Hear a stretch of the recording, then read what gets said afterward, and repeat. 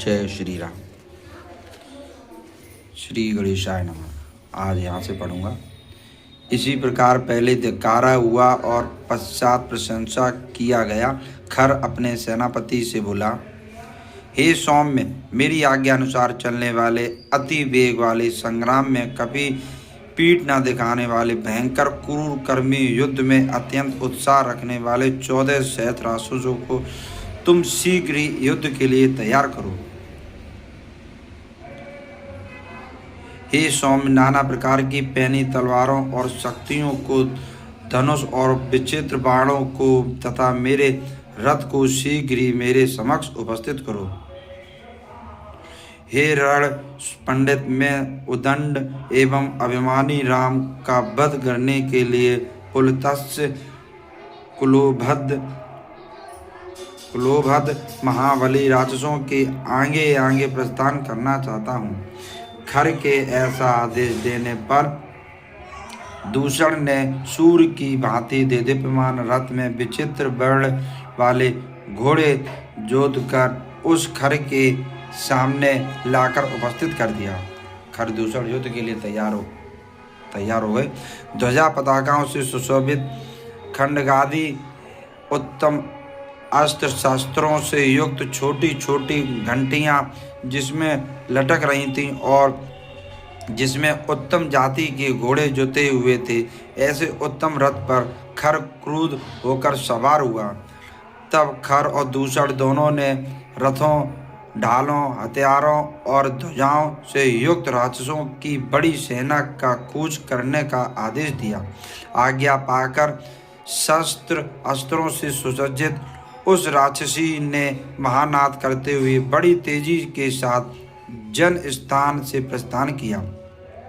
उन महापराक्रमी राक्षसों को वेग से प्रस्थान करते हुए देख खर ने भी उनके साथ साथ प्रस्थान किया। जैसे धूलोक में ग्रहों का समूह सूर्य और चंद्रमा के घेरे रहता है, इसी प्रकार संग्रामा विलासी भयानक राक्षसों की वीर सेना ने अत्यंत वेग से जाकर और लक्ष्मण को घेर लिया। 16 सर्गा 16। श्री राम का राक्षसों के साथ युद्ध। राक्षसों की उस विशाल सेना को देखकर श्री राम ने लक्ष्मण से कहा, हे लक्ष्मण, भीषण नरसंहार होगा, इसमें तनिक भी संदेह नहीं है। अपना कल्याण चाहने वाले पंडित और आपत्ति की शंका करने वाले पुरुष को आपत्ति आने से पूर्व ही उसके प्रतिकार का उपाय कर लेना चाहिए। अतः तुम हाथ में धनुष बाण और सीता को साथ लेकर वृक्षों के झुरमुट में छिपी हुई किसी दुर्गम पर्वत कंदरा में जा बैठो। मैं अपने कथन के प्रतिकूल कुछ नहीं सुनना चाहता। मैं तुम्हें अपने चरणों की शपथ देता हूँ। हे वत्स, तुम शीघ्र जाओ।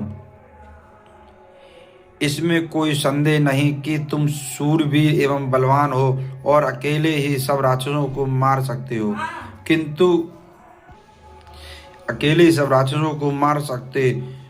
किंतु मैं स्वयं इन राक्षसों को मारना चाहता हूँ। श्री राम के ऐसा कहने पर लक्ष्मण सीता के साथ ले और हाथ में धनुष बाण धारण कर पर्वत की ओर की एक दुर्गम गुफा में चले गए। सीता सहित लक्ष्मण की गुफा में प्रविष्ट होने पर राम ने प्रसन्न होते हुए, वाह लक्ष्मण ने मेरी बात मान ली, ऐसा कहते हुए कवच धारण किया। तदंतर महापराक्रमी श्री राम धनुष धारण कर और बाणों को लेकर धनुष की टंकार से 10 दिशाओं में गुंजायमान करते हुए खड़े हो गए। जब खर अपने साथियों सहित श्री रामाश्रम में पहुंचा, तब उसने देखा कि श्री राम क्रुद्ध हो धनुष हाथ में लिए हुए शत्रुओं का वध करने के लिए उद्यत हैं। राम को देखकर खर ने भयंकर टंकार करने वाले धनुष को उठा और बाण लेकर सारथी को आदेश दिया कि मेरे रथ को राम के सम्मुख ले चलो। खर की आज्ञा पा सारथी ने घोड़ों को उधर की ओर ही हाका और जहाँ महाबाहु श्री राम धनुष को टकराते हुए अकेले ही खड़े थे। राम के सम्मुख पहुंचकर खर ने अनेक बाणों से श्री राम को पीड़ित कर बड़े जोर से गर्जना की। जय श्री राम। अब आगे पढ़ूंगा, कल यहाँ से पढ़ना प्रारंभ करूंगा। जय श्री राम।